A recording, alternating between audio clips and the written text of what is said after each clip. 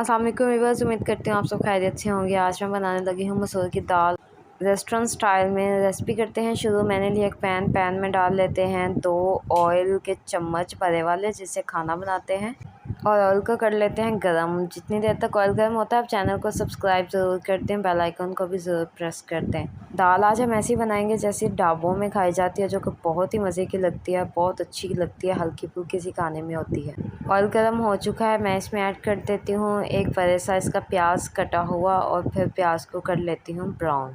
जैसे प्याज हल्का सा ब्राउन होता है मैं इसमें ऐड करती हूँ 1 टेबलस्पून लहसुन अदरक का पेस्ट, और फिर प्याज के साथ लहसुन अदरक के पेस्ट को भी मैं अच्छे से ब्राउन कर लेती हूँ। दोनों चीज़ें गोल्डन ब्राउन हो जाएंगी। प्याज ब्राउन हो चुका है, अब ऐड करते हैं इसमें मसाले, जिसमें मेरे पास है नमक, मिर्च, दरा मिर्च, हल्दी और पिसी हुई काली मिर्च। ये तमाम मसाले मैं अपने उसमें ऐड कर देती हूँ प्याज में, और इसको फिर अच्छे से इसका मसाला भून लेते हैं। मसाले आप अपने हस्बे ज़ायका ऐड कर सकते हैं। मैंने डाल दिया इसमें साथ थोड़ा सा पानी, ताकि मेरा प्याज जले ना, क्योंकि अगर पानी ना हो तो फिर प्याज जैसे ही ब्राउन हो जाता है जलना शुरू हो जाता है।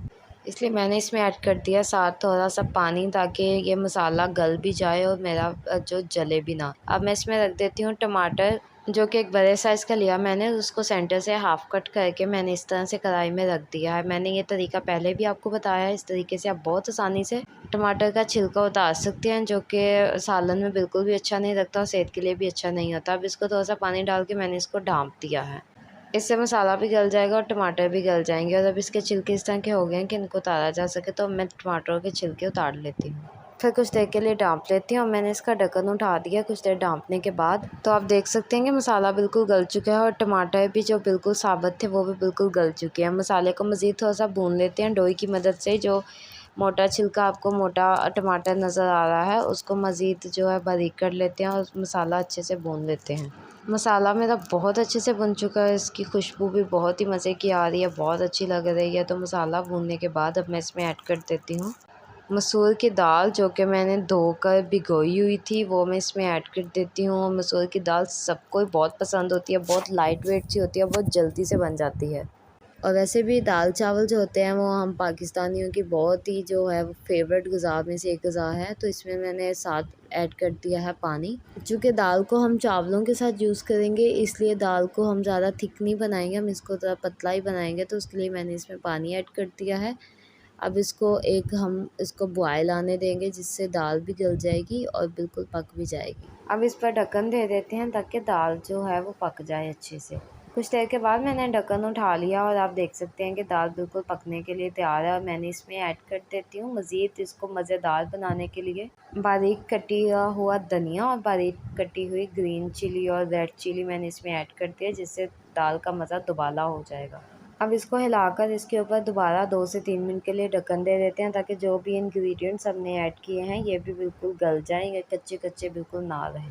2 से 3 मिनट गुजर चुके हैं, अब मैंने ढक्कन उठा लिया। दाल बहुत अच्छे तरीके से पक रही है, और ये तकरीबन ऑलमोस्ट पक चुकी है। मेरी मसूर की दाल तकरीबन तैयार है। इसको मज़ीद अच्छा करने के लिए और इसको बिल्कुल रेस्टोरेंट स्टाइल की लुक देने के लिए मैं इसमें ऐड कर देती हूँ साबुत मिर्चें, और इसके साथ मोटा धनिया कटा हुआ। और साबुत मिर्चें जो होती हैं वो दाल की लुक भी उससे बहुत अच्छी आ जाती है, और बिल्कुल जो ढाबे पे ऐसी दाल हम खाते हैं सेम इसकी वही लुक आ जाती है। तो अब इसको थोड़ा सा इसमें चम्मच चला लेते हैं, और इसको थोड़ा सा हिलाने के बाद फिर इसमें ऐड कर देते हैं 1 टीस्पून पिसा हुआ गरम मसाला। गरम मसाले के बगैर कोई भी जो सालन होता है वो बिल्कुल अधूरा होता है, रेसिपी कंप्लीट नहीं होती गरम मसाला एंड पे डाले बगैर, क्योंकि गरम मसाले से स्मेल भी बहुत अच्छी हो जाती है।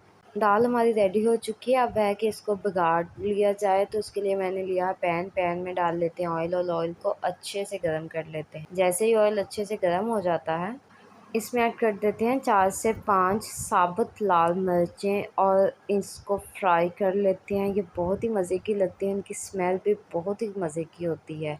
और जैसे ये फ्राई हो जाती हैं इसको ऐड कर लेते हैं दाल में, और दाल को कर लेते हैं डिश आउट। तो फाइनली दाल बहुत ही मज़े की तैयार हो चुकी है, बिल्कुल ढाबा स्टाइल दाल है। ये बहुत ही मज़े की लगती है, आप भी ज़रूर ट्राई करें। रेसिपी अच्छी लगी हो तो चैनल को लाइक शेयर सब्सक्राइब करें। अल्लाह हाफ़िज़।